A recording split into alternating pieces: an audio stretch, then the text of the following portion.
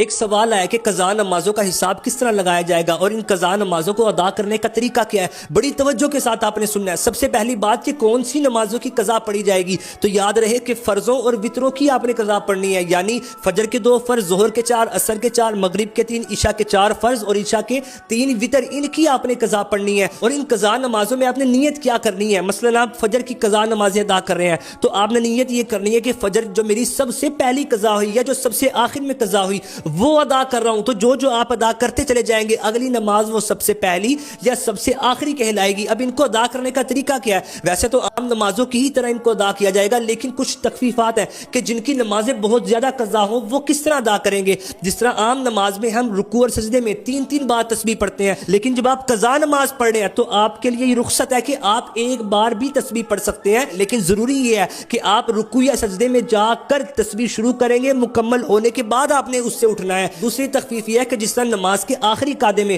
التحیات مکمل کرنے کے بعد درود پاک اور دعا پڑھی جاتی ہے، پھر سلام پھیرا جاتا ہے، لیکن قضا نماز ادا کرتے ہوئے یہ رخصت ہے آپ کے لیے۔ اگر آپ یہ چاہیں تو نماز کی آخری رکعت میں التحیات مکمل کرنے کے بعد صرف اتنا درود پاک پڑھیں، اللہم صلی علی محمد، پھر آپ سلام پھیر دیں۔ تیسری تخفیف یہ ہے کہ جس طرح فرضوں کی تیسری اور چوتھی رکعت میں بھی قرات کی جاتی ہے، لیکن جب آپ قضا نماز ادا کر رہے ہیں تو آپ کے لیے یہ رخصت ہے کہ آپ فرضوں کی تیسری اور چوتھی رکعت میں مثلا ظہر کے 4 فرض، عصر کے 4 اور عشاء کے 4 فرض، اس کی تیسری اور چوتھی رکعت میں آپ قرات کے بجائے صرف 3 مرتبہ یہ تسبیح پڑھیں سبحان اللہ، پھر آپ رکوع میں چلے جائیں۔ چوتھی تخفیف یہ ہے کہ جب آپ نماز عشاء کے وتر کی آپ قضا پڑھ رہے ہیں تو اب آپ تیسری رکعت میں قرات تو کی جائے گی، لیکن آپ جب تکبیر کہنے کے بعد دعائے قنوت پڑھتے ہیں، اس دعائے قنوت کی جگہ آپ 3 مرتبہ اللہم اغفر لی کہیں، پھر آپ رکوع میں چلے جائیں اور اپنی نماز مکمل کریں۔ یہ ہے قضا نماز ادا کرنے کا طریقہ، لیکن ان کا حساب بھی لگانا ہے کہ میری کتنی نمازیں باقی ہیں۔ آپ حساب اس طرح لگائیں کہ میں کب سے بالغ ہوا یا میں کب سے نمازیں نہیں پڑھ رہا، اس کے مطابق آپ نمازیں شروع کر دیں۔ آپ کہتے ہیں مجھے یاد ہی نہیں ہے کہ میں کب بالغ ہوا یا میں کب سے نمازیں نہیں پڑھ رہا،